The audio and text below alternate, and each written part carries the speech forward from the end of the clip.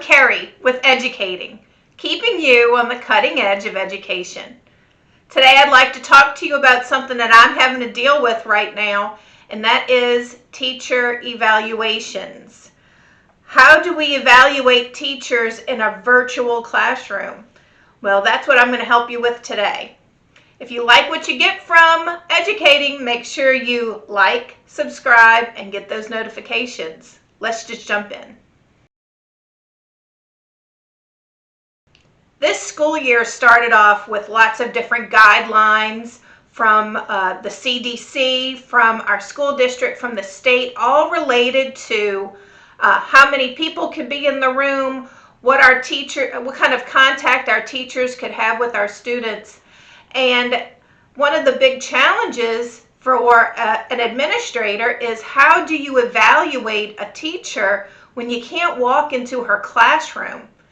So one of the things that I developed was a rubric for the virtual classroom. The first step before you can do anything is to get your teachers to make you part of their classroom, the virtual classroom.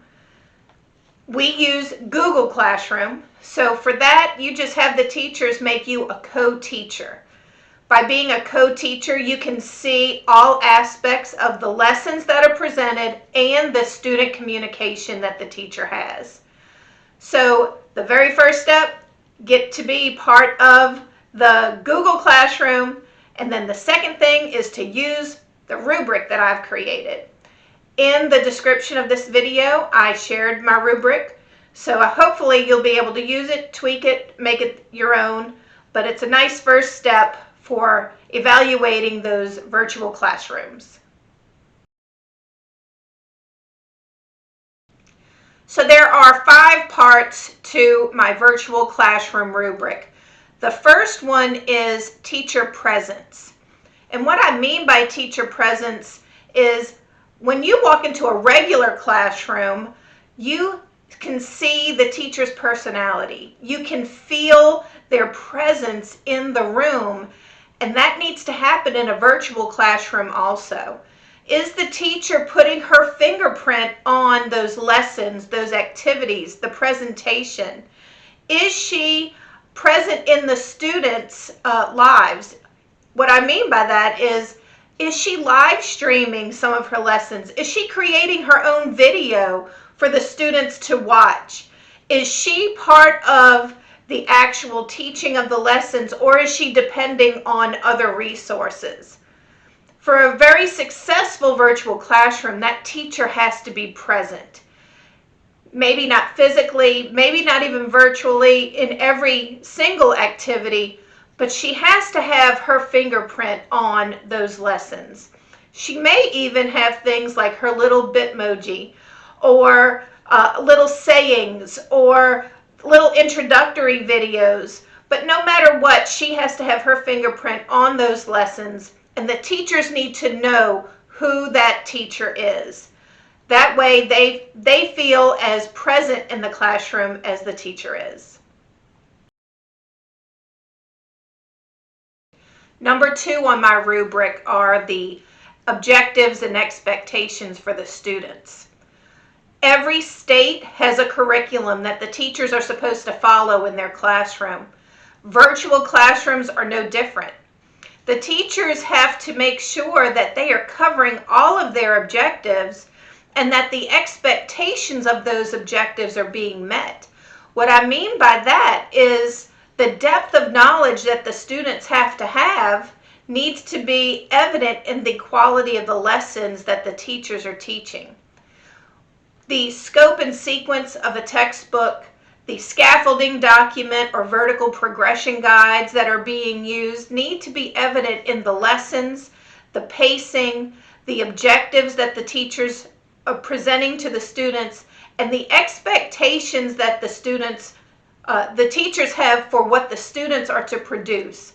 Those things need to be evident not just in the specific lesson or activity, but in the conversations that the teacher is having with the students throughout her lessons. So those objectives And the expectations should be no different in a virtual classroom than it is in a regular classroom. And when you're in there virtually, you need to make sure that that's what's going on. Number 3 is exploration of quality resources.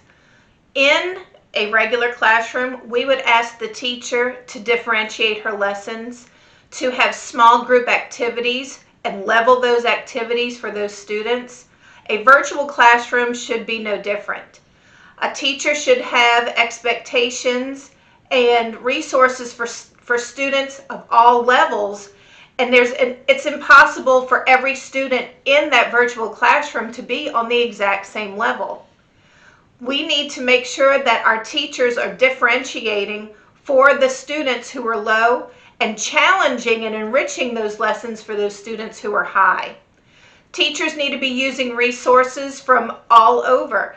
Maybe it's things that she created, but we need to make sure she's pulling from other resources to make sure that her lessons are as enriched as possible and are meeting the needs of all of her students, from the lowest to the absolute highest.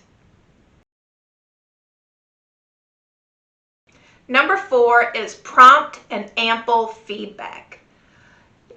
In a regular classroom, again, a teacher would be talking to those students throughout the lesson, should be able to gauge facial expressions. Those times when you're talking to the class and those questions pop up, you see the light bulb over their head, the question mark over their head. You can see that in their faces. Well, you can't see that in their faces with a virtual classroom as much as you can in a regular classroom. So what kind of feedback is the teacher giving? How often is it happening? And for it to be quality feedback, there has to be a back and forth between the student and the teacher to make sure that the understanding really is solidly there before the teacher is actually giving out grades for that objective. The teacher cannot give feedback at the end of the week only. It has to be throughout the entire lesson so that the teacher is gauging the child's knowledge and understanding so that she can change as much as she needs to change for that child to learn that objective. That feedback has to be from the teacher to the student, and the teacher has to see that the student received that feedback and then made the necessary changes. So it is definitely a two-way street. The final thing on my rubric is student engagement. Student engagement for a virtual classroom is going to be different than a regular classroom. But we need to make sure our teachers are not just presenting worksheets for the students to complete or just have to sit there and listen to a lecture.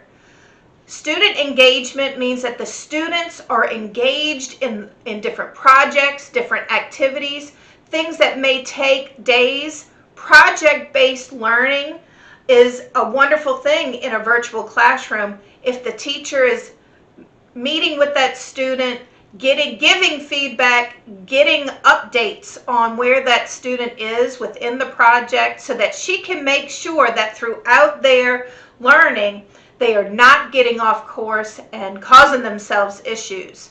So student engagement isn't just that the students have a lot of work to do. It's that the work that they are doing truly engages them in the learning process, and the teacher is part of that process with the student. Now, just like a regular school year, what the teachers are doing with the students is really only part of what they have as their evaluation. Evaluation of a teacher's performance isn't just the lessons and her interaction with the students. It is also her professional development. It's the way she interacts with her parents. But how are you going to know all of that sort of information? It really is impossible if it's 100% virtual. So the thing that I did to help me with this issue was I created a questionnaire. The questions that I put on my questionnaire were for the teachers to self-evaluate. And more often than not, a teacher is going to be way harder on herself than you are. But you can ask questions that are related to whatever rubric you have to follow for your state to do a final teacher evaluation.